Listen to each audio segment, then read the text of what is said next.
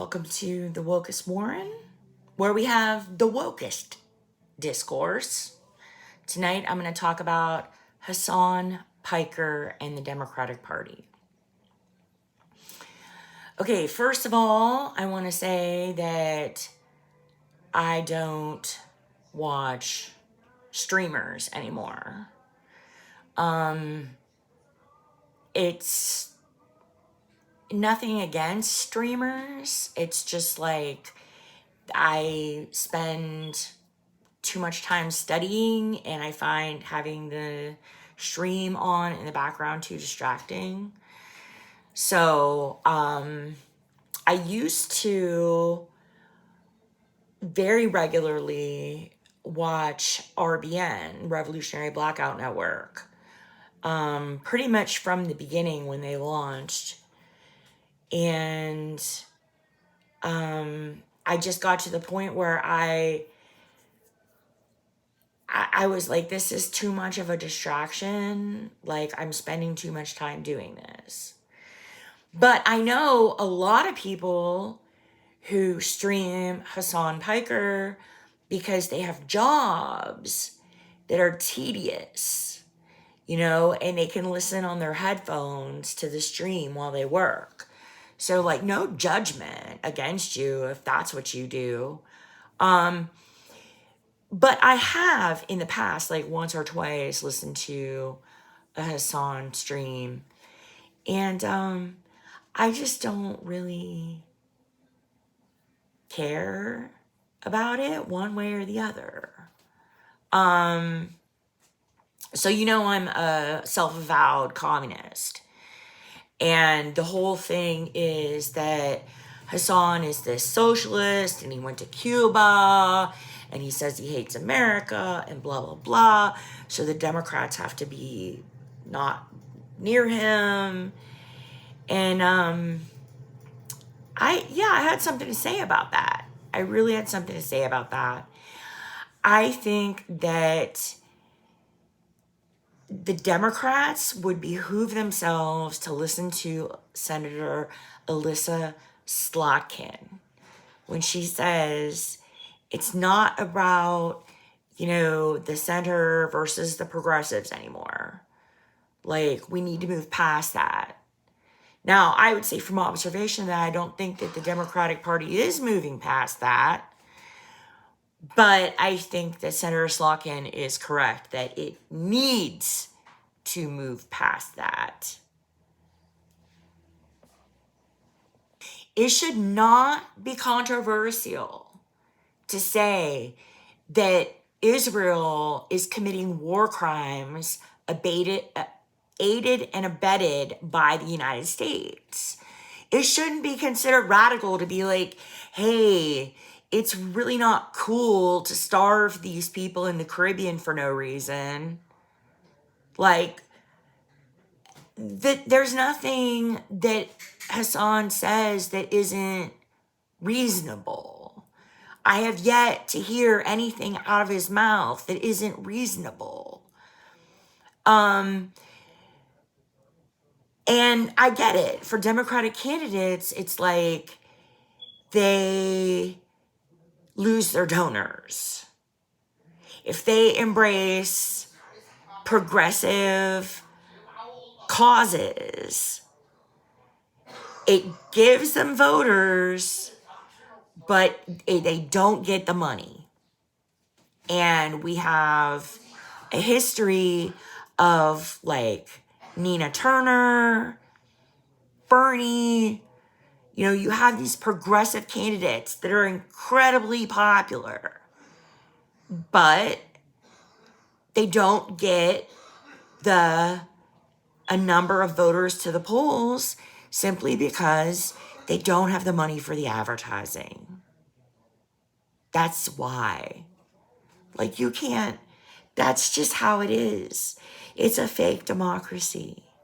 This is a fake democracy. Like, who called me on the phone today? Ohio Citizen Action. It was just like a regular, like, hi, give us money if you support our work, blah, blah, blah. And I was like, yeah, I can't give you any money because I don't have any money. But to tell you the truth, I'm not really like vibing on your whole like canvassing around this so-called bipartisan energy bill, because I just have no use anymore for the state government. Like, the Ohio state government sucks. It's like, we learn in sociology that there's this thing with schools, institutions, but schools have been studied a lot.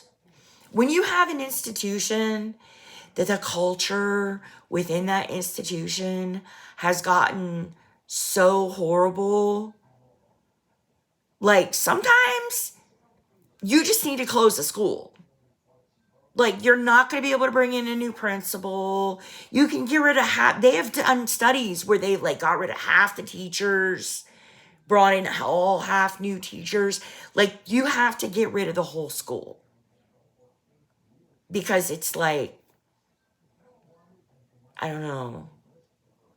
I want to say termites, but you can get those exterminated. I'm just saying, like, it's over.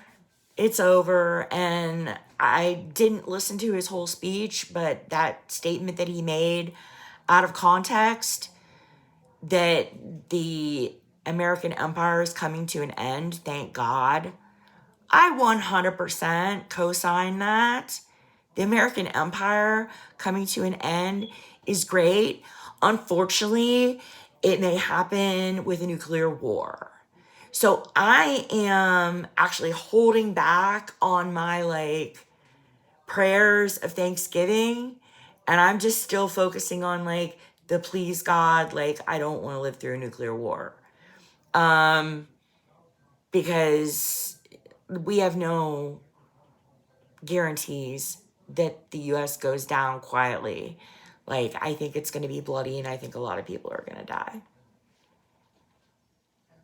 And by bloody, I don't mean like the blood of like violence of war. It could be like just the violence of like letting people starve in a climate disaster.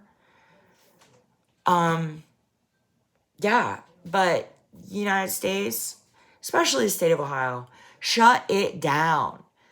Out of all 50 states, Ohio is the most corrupt. It's the worst state in the United States. And I don't mean it's the worst to live here. I mean the government. The state government. Do you know that they invested in fucking Beanie Babies? Like, I am serious. Like, this happened like 20 years ago, but I am old enough to remember when the state legislatures took a pension fund and invested it in fucking Beanie Babies.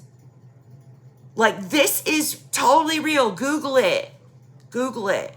Ohio is insanely corrupt, and I think the best thing that we can do is just do away with it.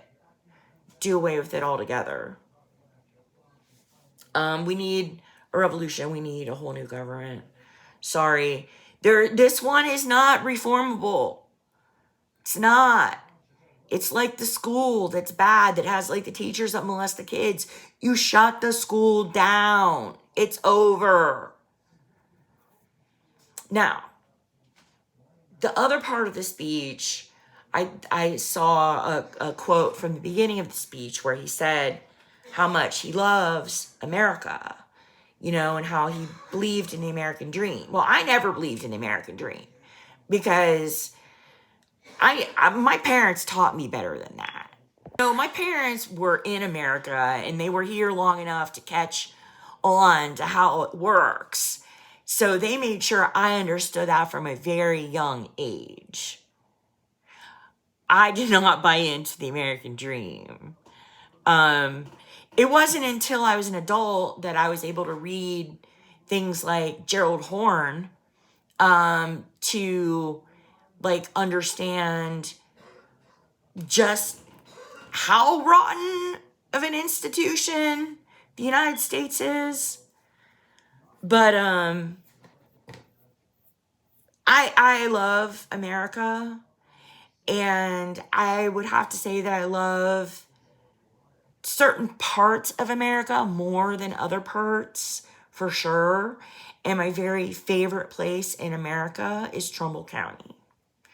This is my home, and I love it here. I love the way the air smells. I love the way the water tastes. When I'm here, I feel okay. Like, I feel like everything is the way it is meant to be. And that's what home means. You can't take that away from someone. But it's going to still be home regardless of if Trump is president or Obama is president, or if we even have a president. You know, like, I love it here. I really, really do. Now, do I feel safe here under the present regime? No. I constantly feel like I'm going to be rounded up and sent to a concentration camp. But, you know, what the fuck can I do about that? Nothing. I think that the Democratic Party needs to understand that they need the progressive vote. Like, I'm not telling you how to run your business. I'm saying I want you to know that if yet again you decide to turn your back on progressive voters, there will be consequences. They won't vote Democrat. We've already started not voting Democrat. We already started. Like, at this point, you're having to win voters back that were Democrat, that are progressives, that didn't vote for Kamala. I mean, Sherrod Brown really needs to understand that because of his support for Israel, he will not have my vote. Period. And that is why I understand Hasan Piker, because I pretty much agree with him on everything. And like, we have nothing in common. Like, me and Hasan. You know? I've never even met him. I probably never will meet him. He has no idea who I am. But I know, because I agree with Hasan Piker and other people I know agree with him, that when you are not activating that part of the electorate, you're missing out on a lot of votes. And I can say that until I'm blue in the face, but it doesn't matter, because the Democratic Party is going to do what the Democratic Party is going to do. Thanks for listening.